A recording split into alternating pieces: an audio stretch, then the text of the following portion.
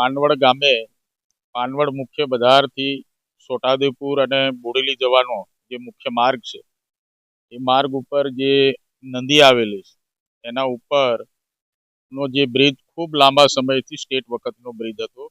એ bridge ખૂબ ભારે વરસાદના કારણે અને એની મુદત પણ પૂર્ણ થવા આવી હતી, કારણ કે ખૂબ લાંબા સમયનો બ્રિજ જેથી કરીને ધરાશાયી થયો.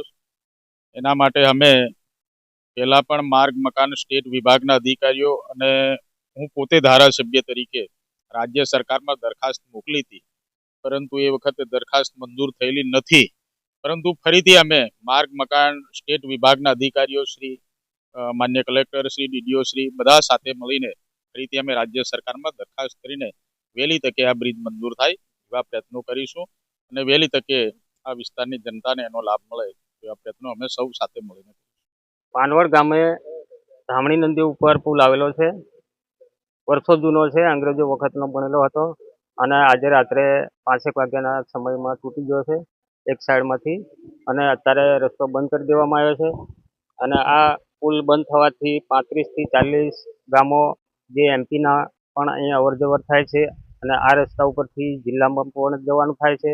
જેથી કરી આ પુલ વહેલી તકે તૈયાર થાય એવી સરકાર જોડે અમે માંગ કરીશું.